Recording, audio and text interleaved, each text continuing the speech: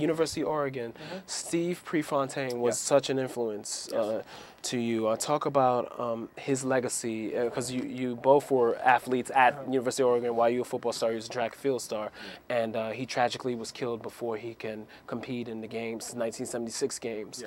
So talk about that inspiration that he left behind. Steve had a profound impact on me because he was legendarily, he was an icon at the University of Oregon when we got there. He was an upperclassman.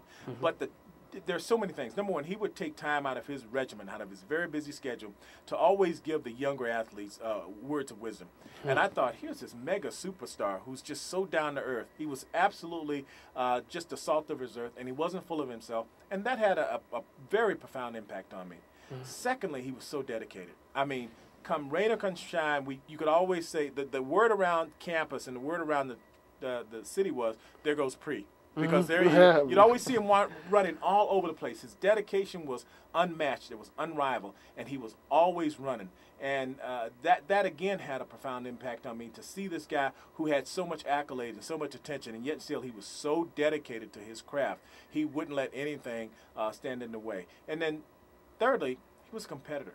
He was a fierce competitor. To see how he would get out on the tracks, and I can still see him, because he would always run looking behind him, because that's where his competition was. And he did it with such confidence. He did it with such grace, with such elegance, and it seemed to almost be effortless when you see him running around the track. But it was just he was an icon for us. He's someone we idolized, but for all the right reasons. That's for sure. That's for sure. And and speaking of University of Oregon, like you were teammates with. I know your freshman year was Bobby Moore, aka Ahmad Rashad's last year there, and also Dan Fouts. Your last 2 years was his first 2 years. You did your homework. Thank you. And I wanted to talk about, even now, Oregon football was, before you arrived, was pretty much on the downside, and in the Pacific 8, which is now the Pacific 10. Right, so, that's right. And so talk about like even though your teams didn't make a bowl game, there was improvement, steady improvement. So talk about the things that you learned to help you prepare for the professional ranks. Well, I think first of all, we had a very good nucleus of guys. We had some great guys that were there at the time, and it was really a family environment. There wasn't a lot of diversity there, so the African American guys were small in numbers, but we really created a real tight, close-knit group, and that's one of the things that I really loved about that place. It was a time when, as you say, we weren't very heralded in the Pac-8 at that point in time, but we always had a stellar defense. When I first went there, I was an offensive tight end. And believe it or not, at one point in time, I was ranked number 2 in the nation. Oh, wow, okay. The problem so you were a big John Mackey fan, obviously. Yes, but the problem was that the guy who was ranked number 1 was the guy who was playing in front of me. So it's a good news, bad news scenario. And as it were, his name is Russ Francis, and he was a number 1 draft. Yes, okay.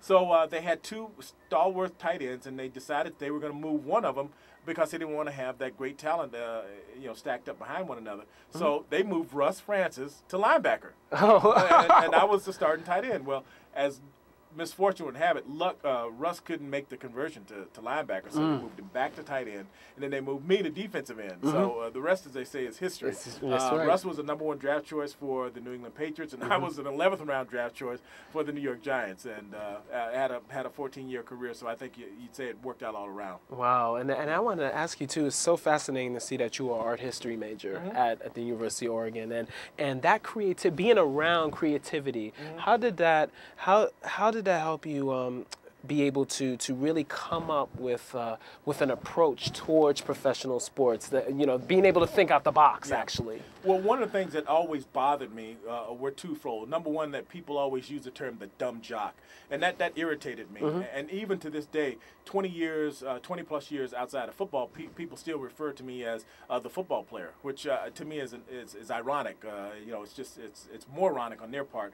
But the thing that always impressed me is that there's more to George Martin, certainly, than athletics. And I always wanted to art was something that really had a big impact on me, and I always wanted to be in art. And even as we're talking, I'm looking at the computer screen over there, and the dazzling display over there is captivating my eye. But I wanted to paint, I wanted to draw, I wanted to sketch, and I wanted to be more than the sum total of those parts. And even today, people say, well, you could have continued to play when you were after your 14th season, and yes, I could have, and I was asked to, but I wanted to put that part of my career behind me because I'd accomplished everything I wanted to accomplish in professional athletics. I'd won the Super Bowl, and I was eager to get in corporate America and to make my mark there.